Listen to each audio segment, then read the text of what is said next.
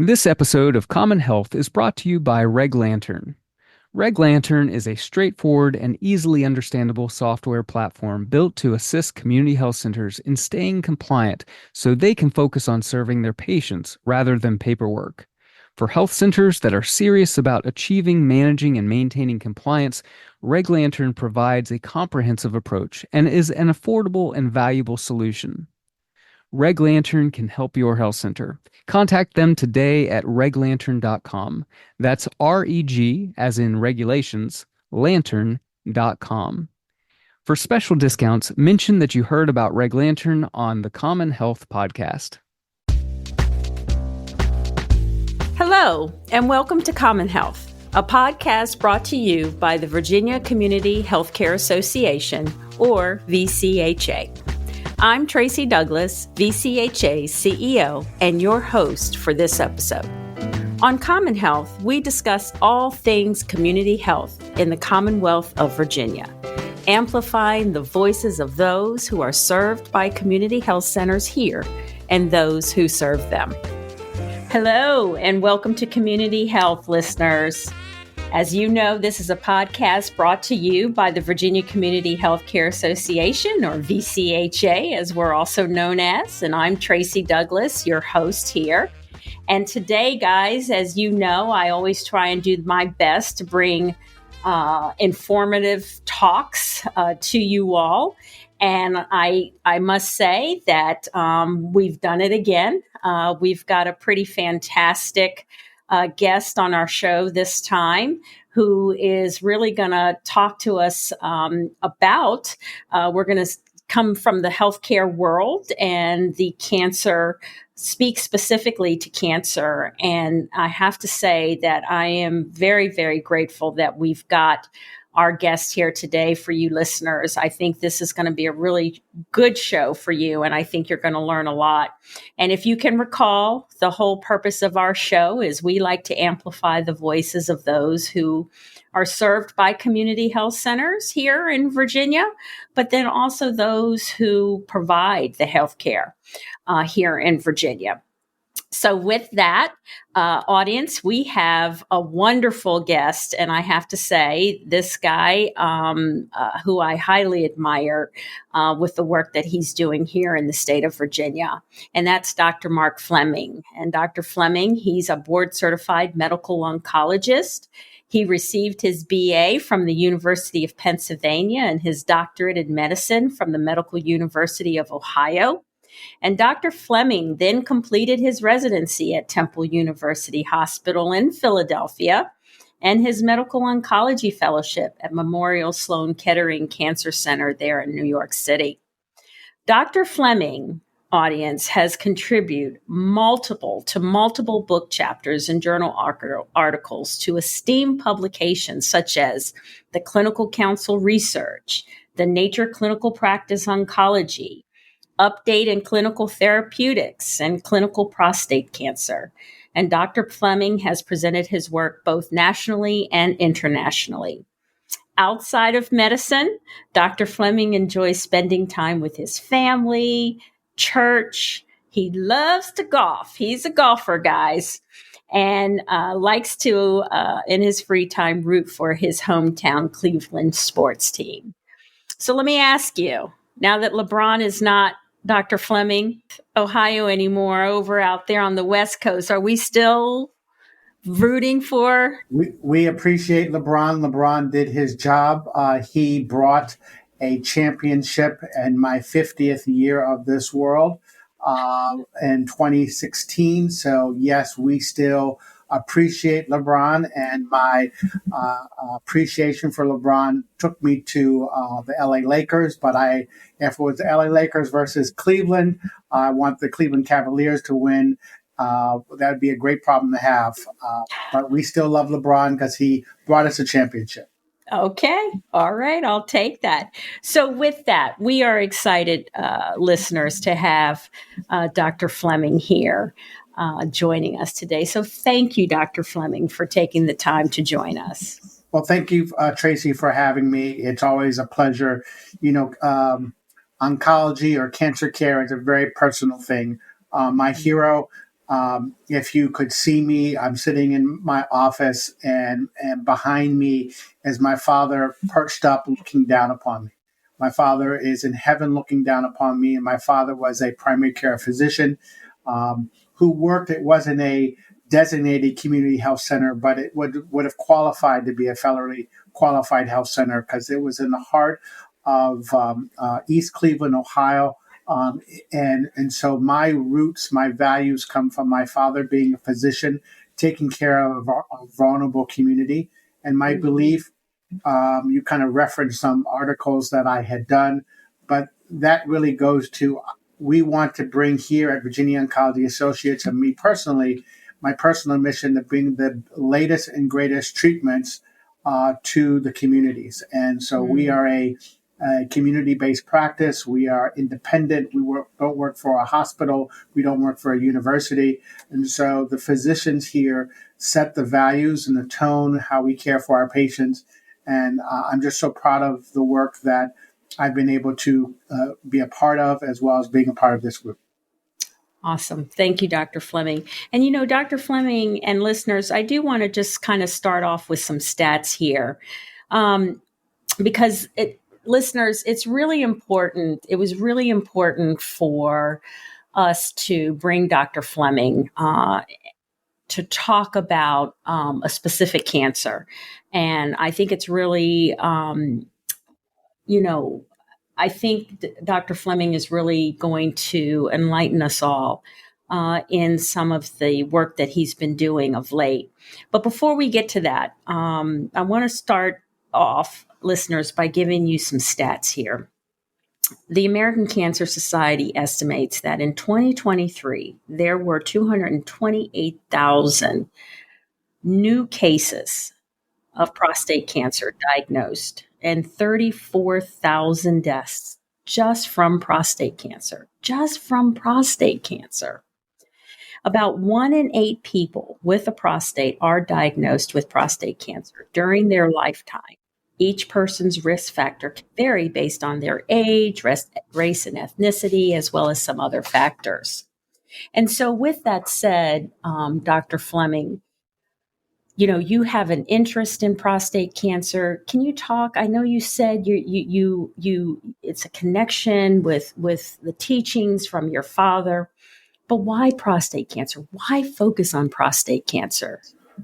So I chose prostate cancer really because I had a valuable mentor. His name was Kevin Kelly, who's now at Jefferson University, Thomas Jefferson University in Philadelphia, where I did my residency training and went to undergraduate. But Dr. Kelly was approachable, and he was working in prostate cancer, and my desire to work with him. I also had the pleasure. Kevin moved on and worked with Howard Scher, who is clearly a giant of cancer care and a Mount Rushmore of prostate cancer. But at the same time, once I wanted to do prostate cancer, my father, who I've already alluded to, is and was my hero, told me that he had prostate cancer. So it went from just a interest in prostate cancer. I do like taking care of the patients who are older. I've always kind of embraced that. And with cancer care and prostate cancer in particular, the whole family tends to get involved. So I really enjoyed that aspect. But here my hero was diagnosed with prostate cancer. And so that's why it has become such a personal issue for me, is because I lost my hero because of prostate cancer. And one of the stories I commonly tell, I won't mention the name of that organization, but there is a famous hospital in Cleveland, and my father, being a community physician, did not want to go to that hospital because he had a doctor who he trusted.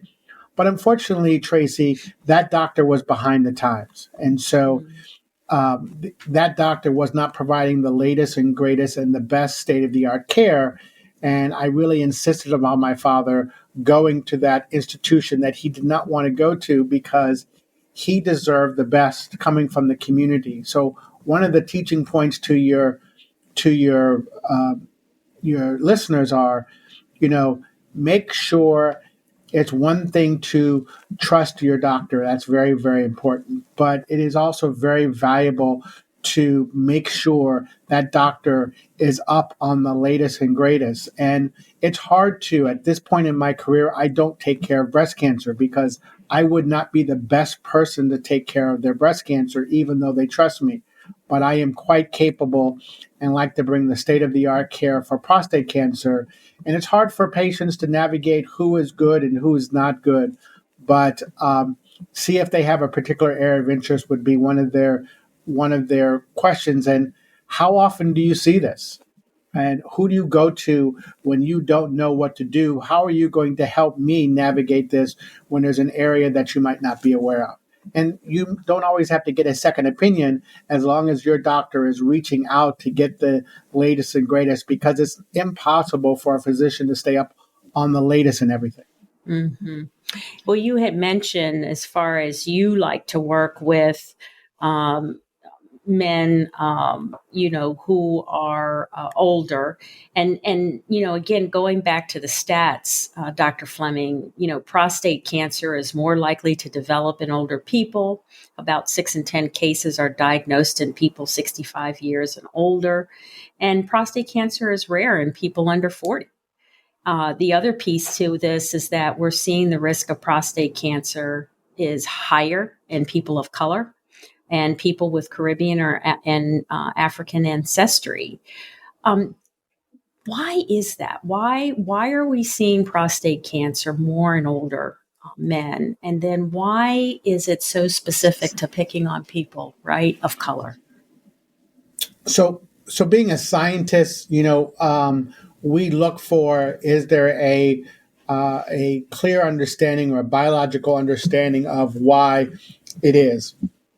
The bottom line is we don't know why, but yes, that prostate cancer is more prevalent in African American men, and two, it is also it's a much more aggressive disease when that happens, and that's why I'm proud to have taken part in a national group led by the Prostate Cancer Foundation of looking at screening guidelines specifically for Black men in the United States. It had not been done previously, and brought a cross section of talent in prostate cancer care, urologists, primary care physicians, patients, epidemiologists, and medical oncologists like myself to come up with thoughtful, evidence-based guidelines to guide patients as well as other physicians and providers of what should they be doing in terms of screening in African American men. Well, I want to get into screening, and we'll talk more about that in a few. And Dr. Fleming, I would like, what do people who are at risk of prostate cancer need to know? What is it that we can tell our patients and our communities about prostate cancer? So prostate cancer is a disease only in men. Only men have a prostate, and it's a gland that is accessible through a digital rectal exam. But prostate cancer is very curable if, quote, found early. And we use a blood test called the prostate specific antigen to screen for prostate cancer. So that is one of the tools that we use in order to screen for it. And screening implies that we want to catch someone before they have any symptoms. And when you've done on enough people, you're going to have an impact in terms of helping people live longer, i.e. cure them of the disease. And so, yes, it can be something that is, quote, slow growing, but I unfortunately see also very aggressive forms of prostate cancer. And this guideline suggests that at age 40 to 45 that Black men should start having the discussion to get their first PSA test um, for prostate cancer. Have you seen prostate cancer? I know the statistics, it's very rare when we see them in men under 40, right? But have you seen prostate cancer in Yes. men under 40? Yeah, so my personal lowest is having a patient who, and I have a pretty large practice of prostate cancer patients. My my youngest patient being diagnosed was age 42. There was a case when I was a fellow that in my training for oncology that someone was diagnosed at 38, and that was mainly because they were a news reporter and were doing studies, and so they were getting tests. So I think that most of your listeners, your Black male listeners who are listening, that they should have the conversation at 40 to 45, you should have your first PSA test, and that sets a kind of a baseline of where you are. And then there's some more fine tuning in terms of if that test is normal or not. But I think we established that 40 to 45 should be the time. And yes, Black men are at high risk for prostate cancer, and the benefits of screening clearly outweigh the risk of screening. You know, Dr. Fleming, having been in healthcare for most of my career, and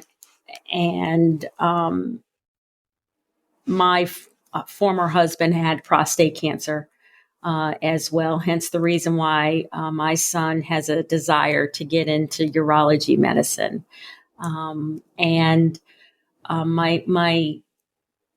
My question to you is one of the things that I have witnessed over the years is the challenge of getting men of color to be interested in being interested in a healthy prostate.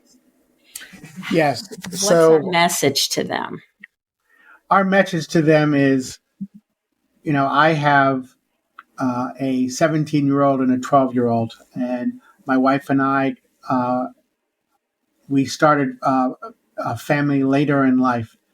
And for me to see my grandchildren, I need to take care of my overall health.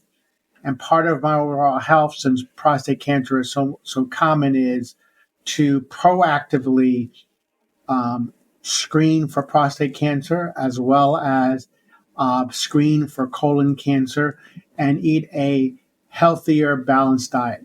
And so, to me, I want to look forward to things, and that's why it's important for men to get screened. One of the things that men are concerned about is, one, the digital rectal exam. Why does the doc need to do that? Or just the potential impact upon, let's be frank here, sexual function. But you have to take a priority in terms of your overall health, that if you're not living, you're not going to have any sexual function. So to me, it's looking at the big picture, and I want to be as healthy and around as long as possible. And I often say, specifically when men ask me regarding, the impact upon their intimacy, is that for the motivated couple, with the field of urology and the advancements that we've made, we usually can get erections for the motivated couple. And that's the best way to look at it. And so, medicine has advanced in lots of different ways. Our care for patients with prostate cancer is improved, as well as dealing with the potential impact or side effects of treatments that they might have. I wasn't sure, are you a G-rated show or a PG-rated show? So I tried to keep my answer G-rated as best I could. You know what? We are a show so that everybody knows, right, what they need to know when it comes to their health care. So you are doing just fine, Dr. Fleming. So thank you. So, Dr. Fleming, not everyone, okay. I want to talk about folks in the trans community. And there are women in the trans community who were born with a prostate. And so, what should trans women who were born with a prostate, what should they be aware of? What should they be doing, right, to protect themselves and keep themselves healthy? That's a great question. There probably needs to be more research on that community. But what we do know is if the biological sex that you were born with, and that is transitioned at some point in your life, then you need to undergo the screening for those biological related conditions. So, for the example that you use, a trans woman still needs, if they have an intact prostate, needs to be screened for prostate cancer because they are at risk for prostate cancer, depending upon what was done as they began their transition. But if you still have the male at birth organs, such as the prostate, then they need to be screened. Mm. I'm so glad that you asked that question because it's an important one to ask, but we need to do that. We need to make sure that we keep that in mind. Mm-hmm. And our practice, we actually have in our screening form, our intake form, that question in order to make sure that we're appropriately capturing all aspects, because you might not tell by someone's outward appearance. Mm-hmm. Yep, that's right. And what should a male? What would bring a male? Why would a male want to or need to come and see you, as far as symptoms related to prostate cancer? Well, so when you're seeing me, it's really too late because I'm a medical oncologist. So I'm a person who takes care of men who actively have prostate cancer, and typically, Tracy, once it's advanced. While I do some opinions about local treatment options, I'm not a surgeon. I'm not a radiation oncologist, and so I tend to treat prostate cancer when it gets advanced. And so if your audience takes away one thing, is you should not be tested or you should not be screened for prostate cancer once you have symptoms. You need to be screened when you don't have symptoms. And so you should go to your primary care physician at age 40 to 45 and say, between age 40 and 45, if you're a black man, I want a PSA test. Well, if your doctor says, the data doesn't say that, that is exactly why we did this Prostate Cancer Foundation guidelines, because it specifically looked at black men. There are great guidelines to look at the majority culture white males, but we specifically did black males. And you are without symptoms, so you should start with a PSA test. Is now our guidelines suggest that depending upon the provider, whether we include a digital rectal exam, lots of discussions regarding that. But at the end of the day, you should be tested when you are asymptomatic without symptoms with your primary care doctor to get it tested. And if not, if your primary care doctor want to do it, urology doctors can do that test as well as as a baseline test. And again, you need to start your baseline when you don't have any symptoms, because it's very rare, less than the age of 40, of getting that baseline PSA test. So no symptoms, but still go to the doctor. So where can black men go? Where can men of color go to find these guidelines that you're speaking about? So the guidelines that I'm referencing, the Prostate Cancer Foundation guidelines, are in the process of being published. So they're being submitted for review. It's being presented in end of January at the GU Genitourinary ASCO Symposium. That's why I'm at liberty now to talk about it, because we present what those guidelines are, and it will be shared in the manuscript and a future journal of saying, get tested between age 40 and 45 at the baseline test of your PSA. Why? Because it's more prevalent in African American men, and the benefits clearly outweigh the risks. And we also advocate informed decisions. So we want patients to be well informed in order to move forward with that. And that's why it depends upon your health status, of different ages. But at age 40 to 45, it's important to start your screening.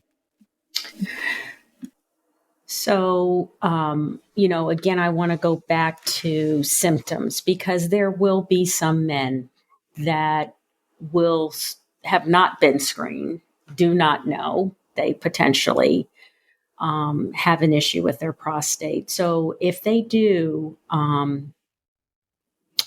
if they have concerns or if they're having some issues, what kind of issues should they be alerted to go see their physician?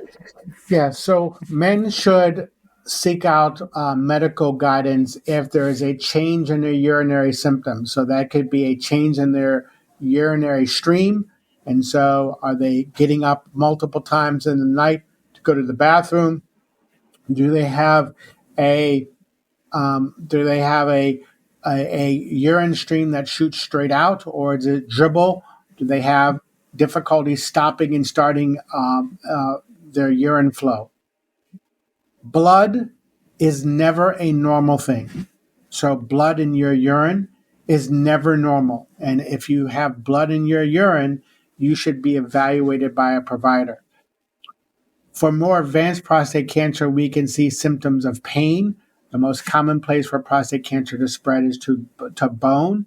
And so if someone has new onset symptoms of back pain that doesn't go away, regardless of activity, as well as erectile dysfunction. And so erectile dysfunction, changing in urinary stream, blood in your urine, back pain, and weight loss are all symptoms that you should go seek help from a healthcare provider. Are there any preventive measures? You talk about men eating healthy and being very more attentive to what they're feeling in their body. You get to 40 years old, but is there anything else that we can share with men out there as far as what they can do to contribute to a healthy prostate? Yes. So there are. So basically, what is good for the heart is usually good for the prostate. So less fat, more vegetables are usually good for the prostate and overall health. There's some suggestion that things high in lycopene, such as tomatoes, pomegranate juice. There is a study of looking at pomegranate juice and showing that it can lower PSA. And so when I first came here in 2006, I had lots of men who were on pomegranate extract. And that was from a study that showed that men who take pomegranate juice lowers their PSA. There's also some medications that are helpful that lowers the risk of prostate cancer. And so those are all discussions to have with your primary care doctor, as well as your urologist, to talk about lowering your risk of prostate cancer.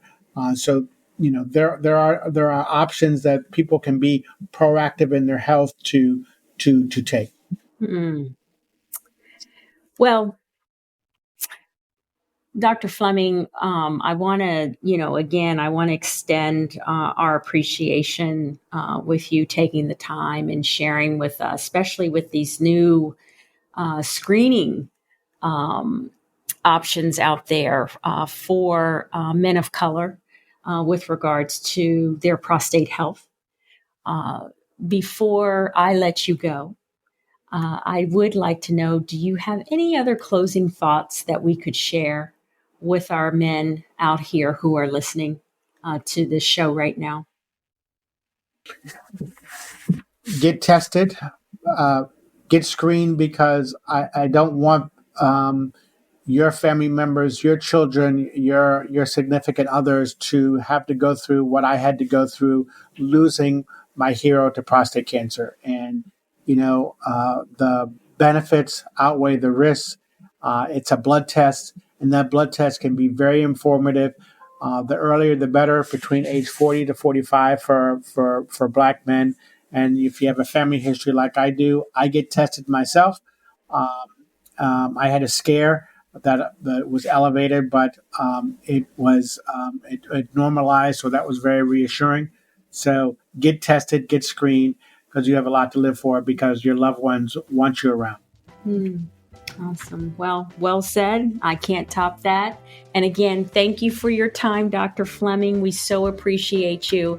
And listeners, if you enjoyed this episode and you want to hear more, please go to your favorite place that you pull your podcasts so you can hear more from some of our past episodes of CommonHealth. Dr. Fleming, thank you. I want to thank my guest for joining me today. And thank you to all the listeners for tuning in to CommonHealth, brought to you by the Virginia Community Healthcare Association. If you enjoyed this episode and you'd like to help support CommonHealth, I encourage you to hit subscribe button and share it with others on social media. Leave a rating and review, or visit our website at www.vcha.org. This is Tracy Douglas Wheeler, and thank you again, and I'll see you next time.